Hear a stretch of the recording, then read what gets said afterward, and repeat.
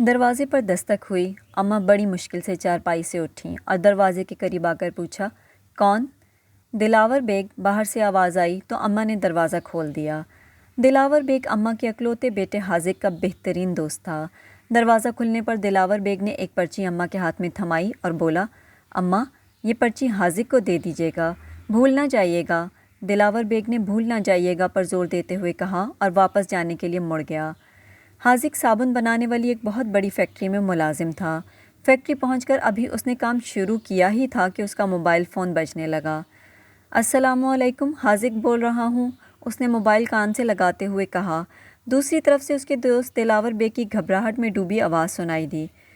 कहाँ हो हाजिक? मैं यहाँ हूँ, काम पर। क्या हुआ? बहुत ज़्यादा घबराए हुए लग रहे हो। हाजिक बोला।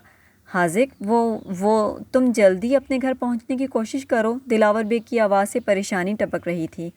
क्या मतलब? क्या कहना चाहते हो? पूरी बात बताओ। अब तो हाजिक की परेशानी भी अरूज पर थी। उसके जहन में ख़तरे की घंटियाँ बजना शुरू हो गईं। अपनी बीमार और बूढ़ी अम्मा का वजूद उसकी आंखों के सामने घूम गया। तुम घर तो पहुँचो, मालूम हो ही जाएगा। दूसरी तरफ से फिर आवाज़ आई। यार खुदा के लिए मुझे पूरी बात बता दो, मैं बहुत परेशान हो गया हूँ। ओहो हाजिक, देखो परेशान मत होना, वो अम्मा की तबीयत बहुत ख़राब हो गई है। मैं डॉक्टर को घर लेकर आया था, अम्मा को दिल का दौरा पड़ा है और अभी अभी उन्हें इमरजेंसी वार्ड में ले जाना है। तुम जिस कदर जल्दी हो सके घर पहुंचो ताकि उन्हें जल्द अस्पताल ले जाया जा सके। फ़िलहाल वो बेहोश हैं। दिलावर बेग ने फूली हुई सांस और घबराहट के आलम में जल्दी जल्दी तफसील से आगाह किया। हाजिक के हाथ पांव फूल गए। उसे ज़मीन और आसमान घूमते हुए महसूस हो रहे थे। इस दुनिया में उसकी अपनी एक माँ ही तो थी। या इलाही करम करना, वो आसमान की तरफ देखते हुए बोला और फैक्ट्री के मालिक के पास पहुंचकर उसे हकीकत हाल से आगाह किया। मगर फैक्ट्री के मालिक का जवाब सुनकर वो दम बखुद रह गया। उसे गुस्सा भी बहुत आ रहा था। आज काम बहुत ज़्यादा है, लिहाजा छुट्टी नहीं मिल सकती। उसने फैक्ट्री के मालिक की बहुत मिन्नत समाजत की, मगर बेसूद। एक लम्हे के लिए उसने सोचा, नौकरी तो दोबारा मिल भी सकती है लेकिन माँ नहीं मिल सकती। भाड़ में जाए मुलाजमत, ये सोचकर वो बिला इजाज़त फैक्ट्री से निकल आया। बदहवासी के आलम में एक टैक्सी पकड़ी और बैठ गया। उसके जहन में सोचों का एक सिलसिला चल रहा था। अम्मा को कुछ हो गया तो मैं कहाँ जाऊँगा? क्या करूँगा? कैसे रहूँगा इस दुनिया में? माँ की दुआएं कहाँ से लूँगा? और अगर डॉक्टरों ने ज़्यादा खर्च बता दिया तो कहाँ से लाऊँगा इतने पैसे? किससे मांगूँगा? मालूम नहीं अब अम्मा का क्या हाल होगा। उन्हें होश आया भी होगा या नहीं। उफ़ मेरे खुदा, वो बार बार टैक्सी ड्राइवर को तेज़ चलाने की हिदायत भी करता जा रहा था। टैक्सी से उतरते ही उसने दौड़ना शुरू कर दिया और इस कदर तेज़ दौड़ा जितना कि दौड़ सकता था। अचानक उसका पाँव सड़क पर पड़े किसी पत्थर से टकराया और वो औंधे मुँह गिर पड़ा। एक दुकान के बाहर बने चबूतरे का कोना उसके सर पर बहुत ज़ोर से लगा।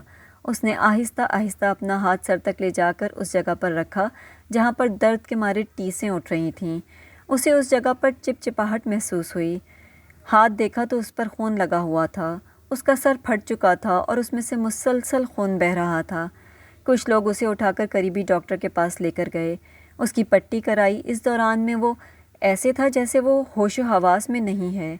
फिर अचानक उसे कुछ ख्याल आया और उसने हर चीज़ से बेनियाज होकर फिर दौड़ना शुरू किया और आखिरकार वो अपने घर पहुंच ही गया। उसने देखा दरवाज़ा अंदर से बंद था। उसने ज़ोरदार अंदाज में दरवाज़ा हिलाया। जल्द ही दरवाज़ा अंदर से खुल गया। जैसे ही दरवाज़ा खुला, हाजिक हैरत के समंदर की गहराइयों में डूब गया। ये उसकी अम्मा थीं जिन्होंने खुद ही आकर दरवाज़ा खोला था। वो सकते के आलम में उन्हें देखते ही जा रहा था। क्या हुआ बेटा? वो ये तो तुम्हारे सर पर चोट? कैसे हुआ ये सब? आओ जल्दी अंदर आओ। अम्मा बहुत ज़्यादा परेशान हो गईं। उधर हाजिक को अपनी आंखों पर यकीन नहीं आ रहा था। उसके जहन में एक ही लफ्ज़ हथौड़ी की तरह बरस रहा था, दिल का दौरा। क्या हुआ बेटा? बताओ तो सही। मेरे जिगर के टुकड़े, कैसे लग गई ये चोट? अम्मा मुसलसल पूछे जा रही थीं। वो अम्मा, दिलावर बेग तो कह रहा था कि वो चाहने के बावजूद भी आगे कुछ ना बोल सका। हाँ हाँ बेटा, दिलावर बेग आया था, वो ये पर्ची दे गया है। दिलावर का नाम सुनकर अम्मा को उसकी दी हुई पर्ची याद आ गई। हाजिक ने तेज़ी से पर्ची को खोला। उस पर लिखे हुए ये अल्फाज उसको मुंह चढ़ा रहे थे। मजाक था यार। वो दोनों हाथों से सर थाम कर बैठ गया। नौकरी गई, सर भी फटा और इतनी परेशानी अलग। حاذق کو یاد آیا کہ پچھلی مرتبہ اس نے بھی تو دلاور کے ساتھ اسی سے ملتا جلتا خطرناک کھیل کھیلا تھا۔ اب بھلا دلاور کی اس حرکت پر اعتراض کا اس کے پاس کیا جواز باقی رہ گیا تھا؟